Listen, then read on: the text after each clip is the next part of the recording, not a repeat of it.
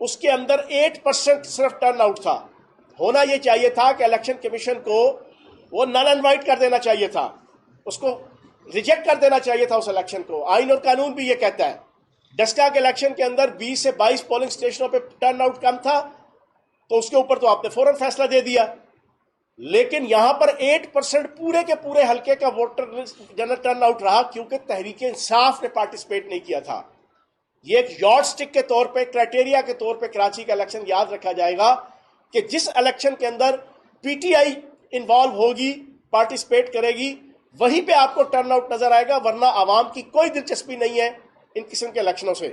یہی سندھ کے اندر کل بلدیاتی الیکشنوں کے اندر تمام ڈی سی کمشنر, سی پی او, آر پی او, پولیس کے ڈپارٹمنٹ, ہیلتھ ڈپارٹمنٹ, تعلیم کا ڈپارٹمنٹ, زراعت کا ڈپارٹمنٹ, تمام ڈپارٹمنٹس کو استعمال کر کے جس انداز سے زرداری ہاؤس اور بلاول ہاؤس سے پورا الیکشن کنڈکٹ کیا گیا, کنٹرول کیا گیا, اس کی وجہ سے الیکشن کمیشن کے اوپر سوالیہ نشان کھڑا ہو گیا ہے.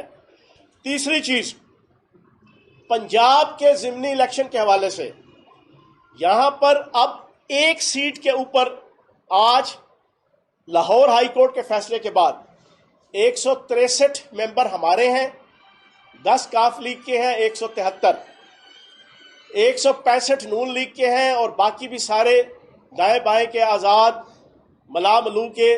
صرف ایک ووٹ کا ڈفرنس ہے, ایک ووٹ کا. اور میں یہ سمجھتا ہوں کہ یا تو اس وقت حمزہ شہباز کو ریزائن دے دینا چاہیے, کیونکہ اس نے ابھی تک اعتماد کا ووٹ نہیں لیا, اور وہ بھی ختم ہونے میں دیر نہیں لگتی ایک ووٹ کا, جو آزاد ہے. لوگ اس وقت تنگ ہیں, جو آزاد ممبر گئے تھے کانوں کو ہاتھ لگایا ہوا ہے پچھلے 2 مہینے کی ان کی پرفارمنس کے بعد. 400 روپے لیٹر آنسو اور 800 روپے کلو غم. شہباز جی بتاؤ کہاں پہ جائیں ہم.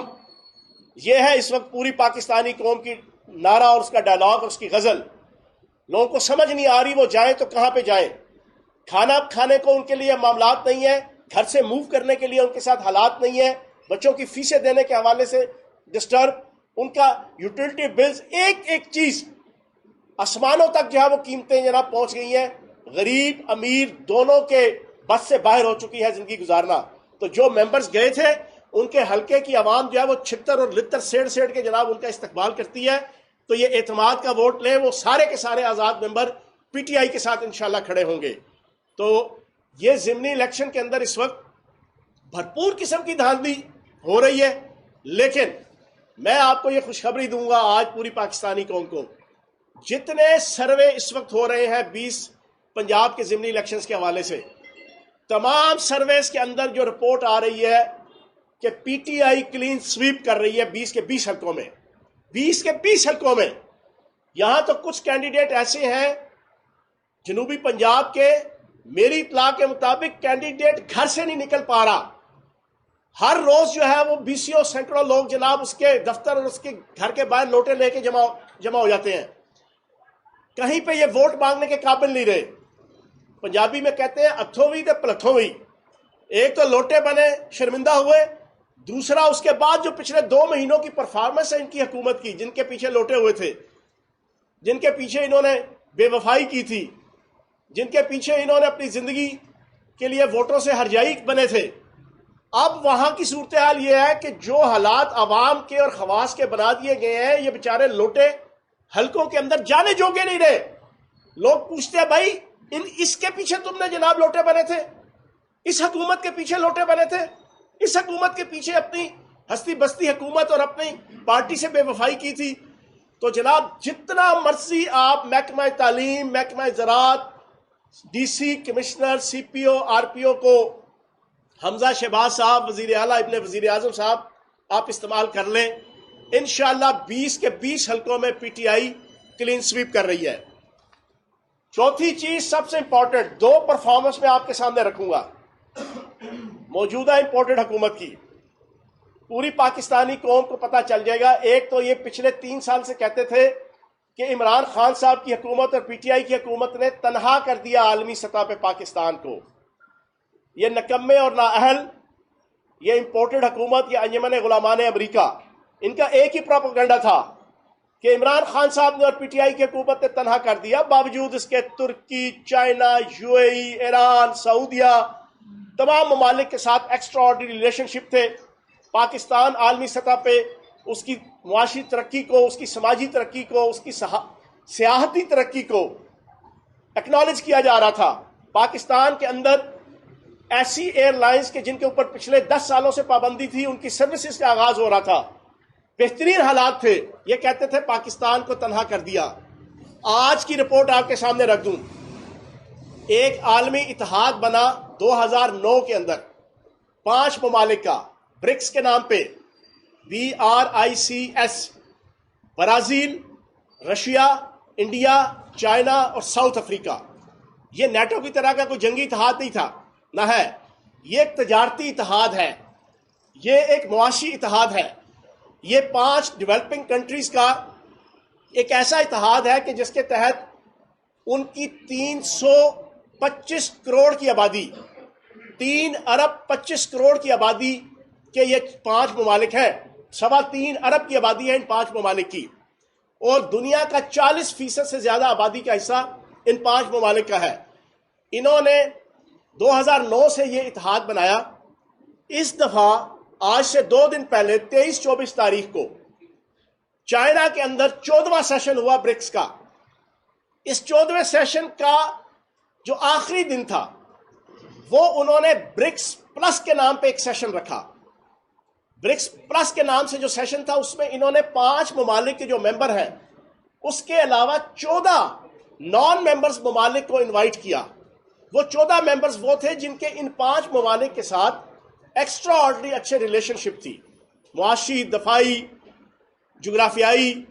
اس میں انڈونیشیا بھی تھا، اس میں آپ کا ارجنٹینا بھی تھا، سعودیہ بھی تھا، یو اے ای بھی تھا، ایجپٹ، مصر بھی تھا، یہ سارے ممالک تھے، اور چائنا ہوسٹ کر رہا تھا۔ بدقسمتی کے ساتھ پاکستان کو اس برکس پلس کا جو سیشن تھا اس کے اندر انوائٹ نہیں کیا گیا۔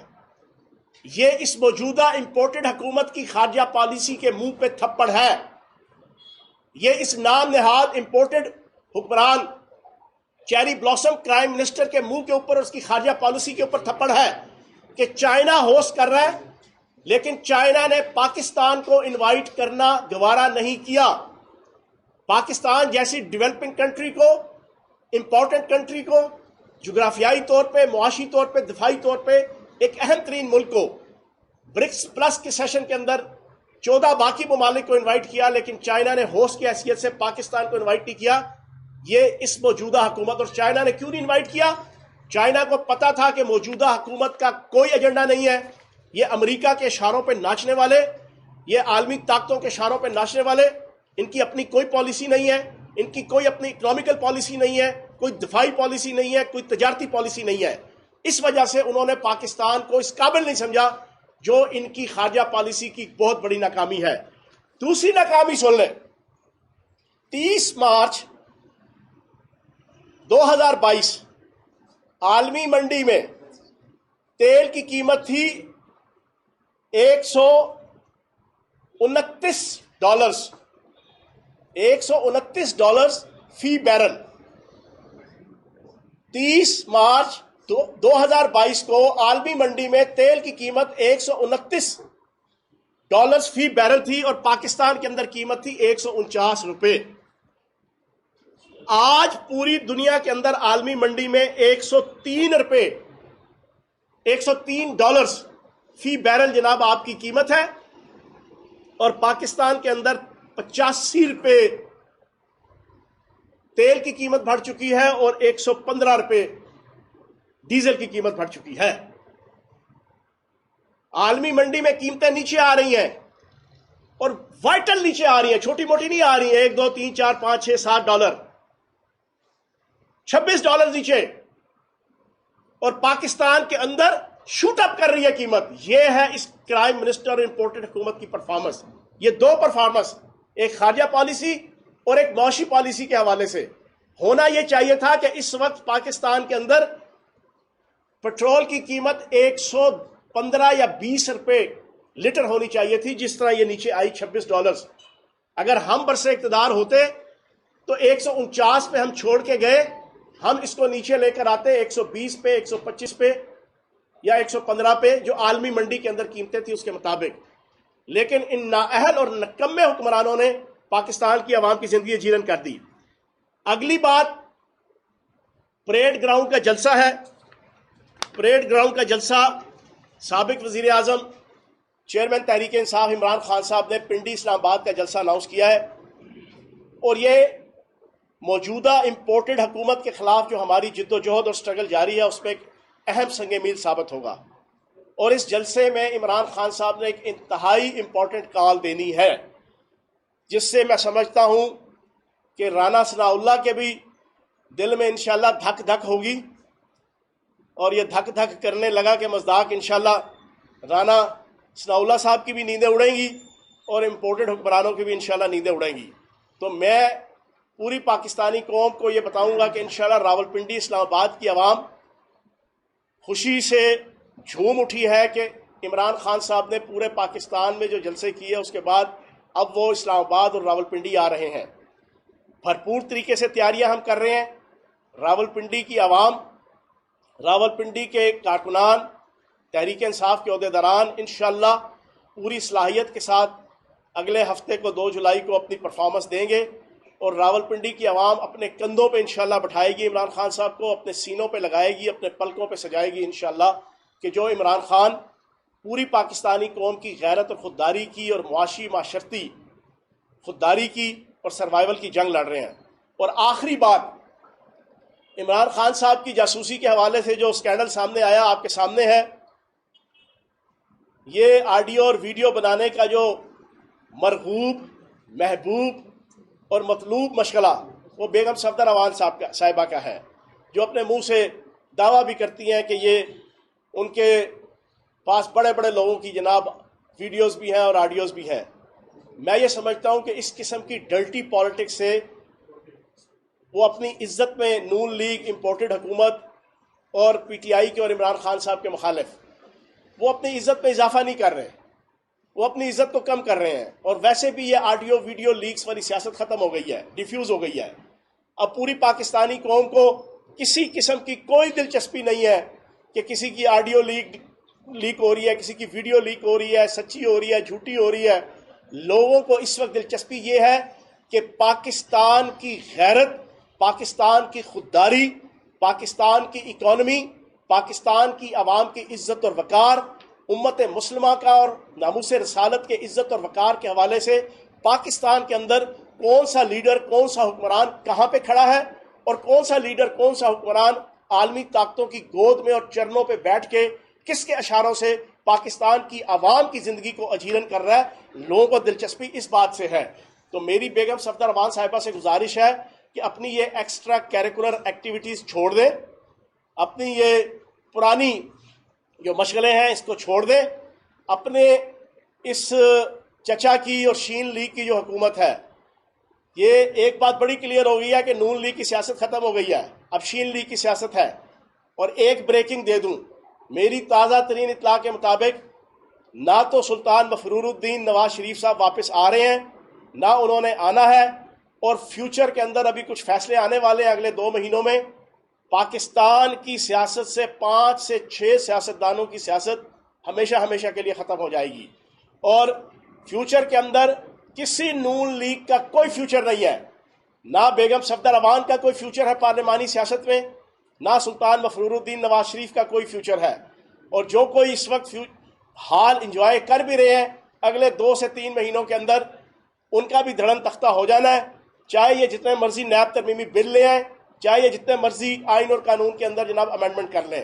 تو انشاءاللہ میری بیگم صفدر اعوان صاحبہ سے گزارش ہے کہ اپنے یہ مشغلے چھوڑ دیں آڈیو ویڈیو والے، اور پوری توجہ اپنی حکومت کو کہیں، اور اپنی شین لیگ کو کہیں، اور اپنے چچا کو کہیں کہ وہ اچھی پرفارمنس کی طرف توجہ دیں. بہت شکریہ. صاحب یہ بتائیے گا کہ 3.5 سال عمران خان کی حکومت رہی، اس کے بعد اب یہ انٹرم گورنمنٹ کہہ سکتے ہیں یا جیسے بھی ہے، اس میں یہ چل رہی ہے، تو اس میں مہنگائی کا سلسلہ پہلے بھی عوام تنگ تھے، مہنگائی سے اب مزید تنگ ہو گئے، تو آپ کیا سمجھتے ہیں تیسرا آپشن کون سا ہے جس میں عوام کو رغیب مل سکے؟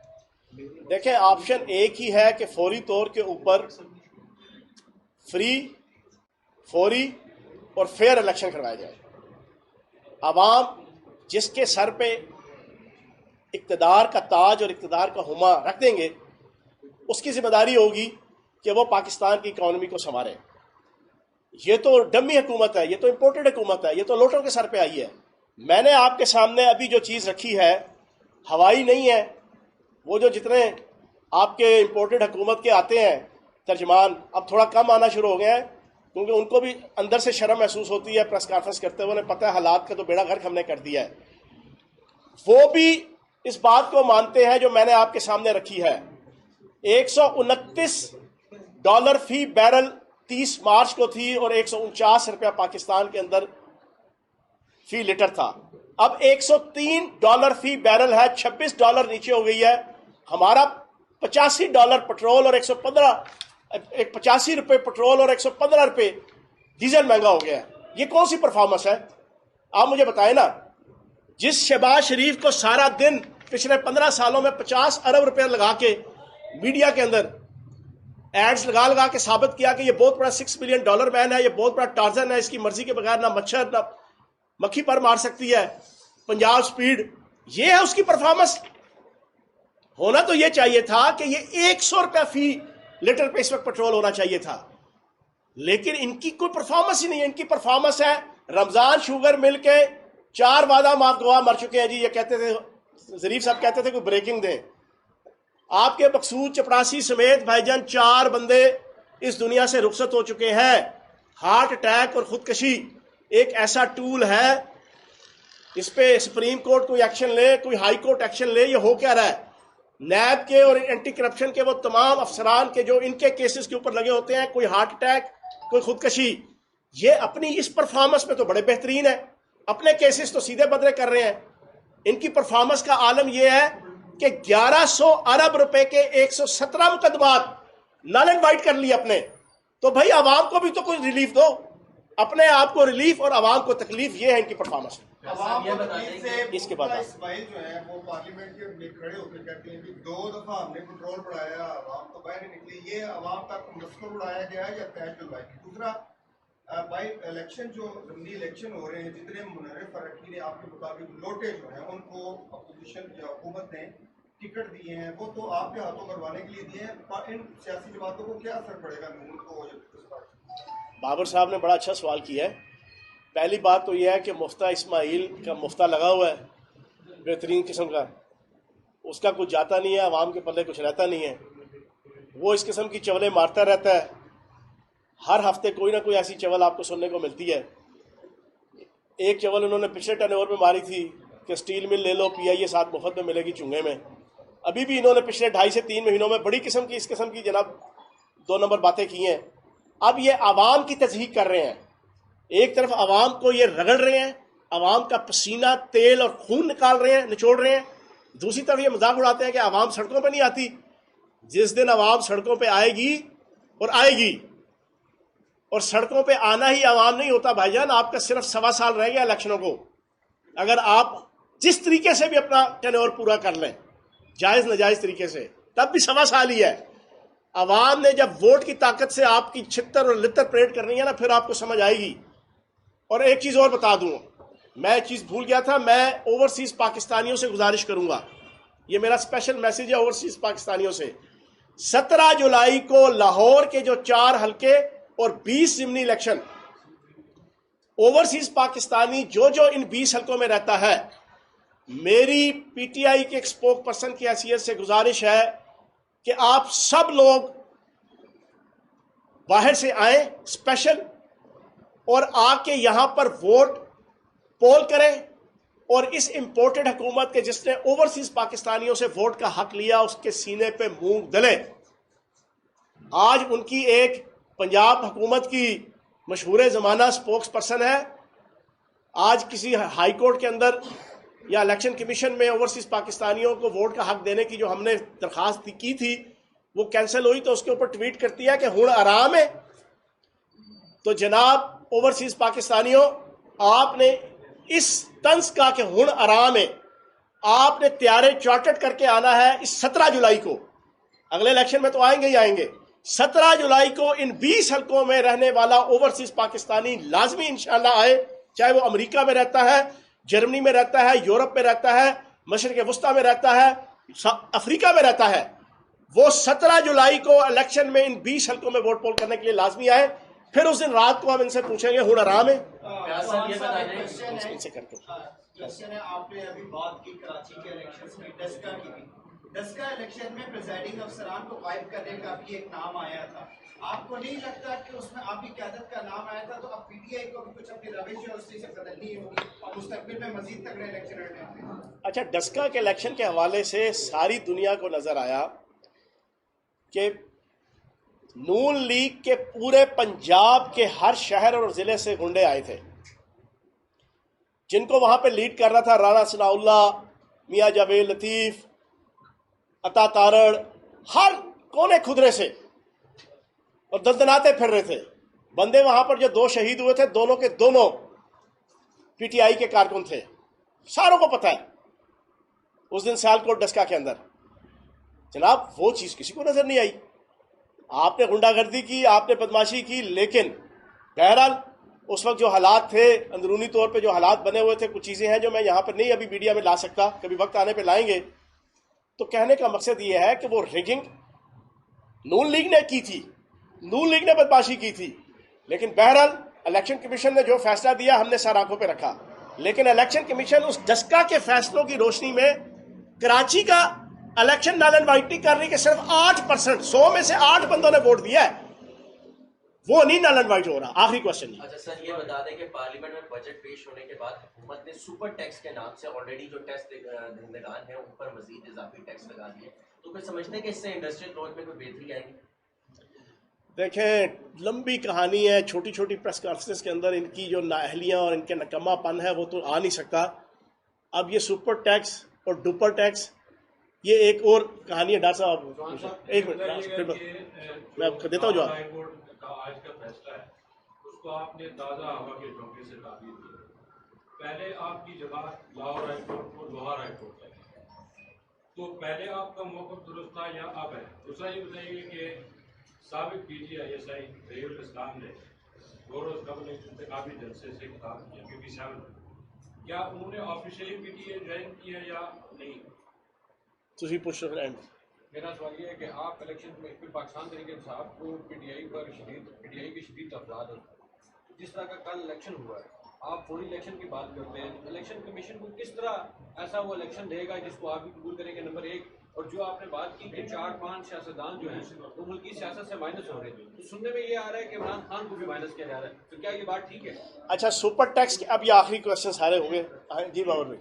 اچھا, یہ کل وزیر اطلاعات پرسوں اسلام آباد میں بیٹھ کے مطلب بچے کو پاس کروانے کے حوالے سے ہائی کورٹ کے فیصلے کے اوپر توہین عدالت کر رہی تھی. اس کے حوالے سے کیا گیا کہ اے آر وائی نیوز تک الزامات لگائے کہ بڈنگ صحیح نہیں ہوئی, نیلامی صحیح نہیں ہوئی, اس کے حوالے سے.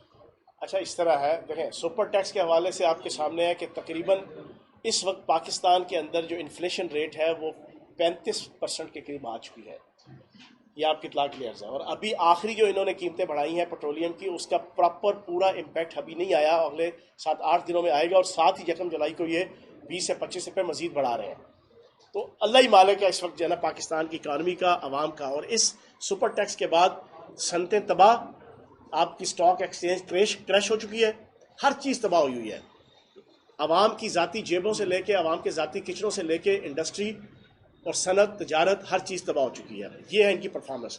دوسری چیز, ڈار صاحب نے پوچھا کہ آپ نے جناب لاہور ہائی کورٹ کو فلاں لقب دیا ہوا تھا. ہم نے کوئی لقب نہیں دیا ہوا تھا. آج تک کبھی ہمارے کسی اسپوکس پرسن نے, سوشل میڈیا میں لوگ کہتے ہوں گے تو کہتے ہوں گے, ہمارے کسی, میرے سمیت اگر کسی نے کہا ہے یہ والا لفظ تو آپ ڈار صاحب لے آئیے گا, میں پوری پاکستانی قوم سے معافی مانگ لوں. ہم نے نہیں کہا, لیکن ہمارا یہ رائٹ ہے کہ اگر ایک آئینی طور پر فیصلہ قانون اور آئین کے مطابق ہمیں ریلیف ملا ہے, تو میں نے کہا یہ تازہ ہوا کا جھونکا ہے. اسی طرح کا ریلیف ہمیں باقی بھی 7-8-9 کیسز ہیں جو بالکل آئین اور قانون کے مطابق ہم حق سچ پہ ہیں, لیکن اس کو پینڈنگ کیا جا رہا ہے, اس پہ بھی جو وہ فیصلہ آ جائے. آپ نے کیا کہا تھا؟ ہاں, الیکشن کمیشن دوسرا مائنس ہونے جا رہے ہیں. آپ کی بات ٹھیک ہے, لیکن سننے میں یہ آ رہا ہے کہ دیکھیں الیکشن کمیشن آپ کے سامنے ساری صورتحال.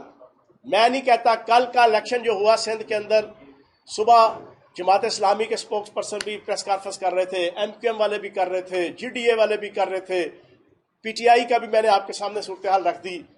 एक पार्टी भी राजी नहीं है, एक पार्टी भी। इतनी धौंस धांधली बदमाशी गुंडागर्दी कि जो देखने को नहीं मिलती। और फिर सबसे इंपॉर्टेंट चीज, दो लिस्टें हैं, सारे ये कह रहे हैं। प्रैक्टिकली लिस्टें पोलिंग बूथों के अंदर कुछ और थी, इलेक्शन कमीशन कुछ और रिलीज कर रहा है। हमारा जो फौरी इलेक्शन है वो सिर्फ इस इलेक्शन कमीशन के साथ नहीं है। हम जब उनके साथ चीजें सारी डिस्कस करेंगे तो जनाब इलेक्शन कमीशन भी चेंज होगा। और आखिरी इलेक्शन कमीशन का इम्तिहान 17 जुलाई है, ये सुन लें। 17 जुलाई के 20 ज़िमनी इलेक्शन इस इलेक्शन कमीशन का आखिरी इम्तिहान है। अगर इलेक्शन कमीशन इन 20 ज़िमनी इलेक्शनों में, अभी तक तो pre poll budget, pre poll rigging के हवाले से हमारी एप्रीहेंशन है। एक और आपके पास सामने मैं बात रख दूं, आज से 15 दिन पहले खुशाब के अंदर नून लीग के कैंडिडेट के पैना फ्लैक्स डिस्ट्रिक्ट इलेक्शन कमीशन की गाड़ी में रख के गली मोहल्लों और सड़कों पर लगाए जा रहे थे। हमारी MPA साजिदा बेगम है, उन्होंने उसकी वीडियो और उसकी फोटो बना के सोशल मीडिया पे चढ़ा दी।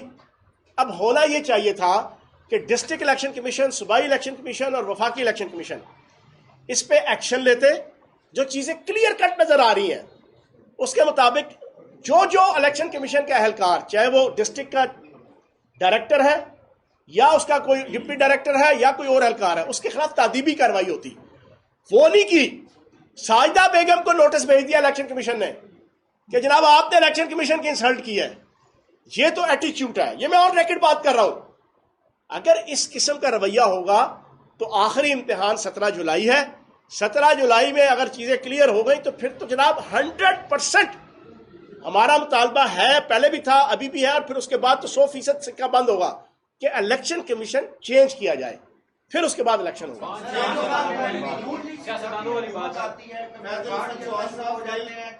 दौरे पड़ना शुरू हो जाते हैं।